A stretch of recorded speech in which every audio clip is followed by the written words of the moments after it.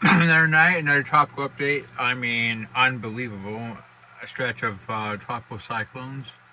As of 9:30 p.m. PST, September 16th, Lee has made landfall over near the coast of New Brunswick. Lots of rain, lots of wind. Has 50-knot winds. It's moving pretty slow to the northeastward. Um, yeah, but I expected to pick up speed, and it's actually tropical. I mean, I'm only showing this because we did have a landfall of a tropical cyclone close to the United States. Next is Nigel. I mean, this thing is definitely coming together. Nice house, nice CDO, much more organized. Just became a tropical storm. I think in the next couple of days, this thing will become a hurricane and potentially Cat 2. Here's the track. Northwestward, and it will turn north and northeastward east of Bermuda. Won't get past even 60, which is in line with the models. Very, very good support for this track. Intensity guidance shows Cat 2 most likely.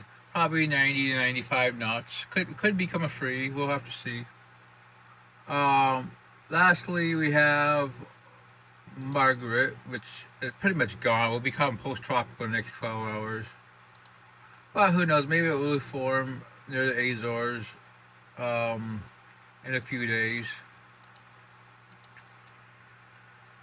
There's the track. I mean, good support for the track. Now, anyway, that's what we think. 12E is gone. Also post-tropical. We'll head westward. Here's the GFS at 72 hours. Here's Nigel. Here's Margaret. Could be formed, like I said. Here's 96. 975 for Nigel. Borderline cat-free territory. We'll have to see. 120 hours. We're gonna be watching a trough off Florida. Model's been hitting a tropical cyclone trying to develop there. It's worth watching. And those EGFS is 1006 at 144. 1001 on the CMC. You got this African low pressure, 2 at 144 on the CMC.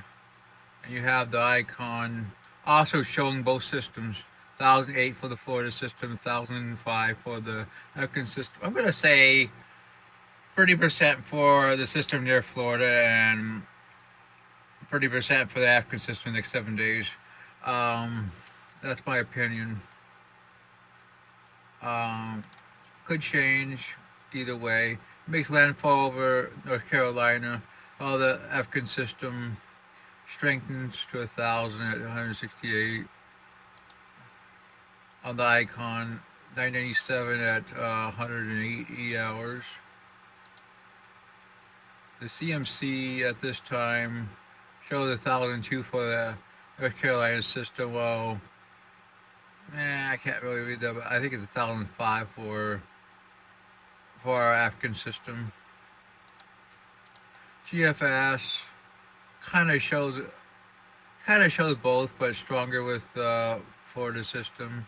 South, more southward landfall in South Carolina for 168 hours, and a much weaker MDR-like system.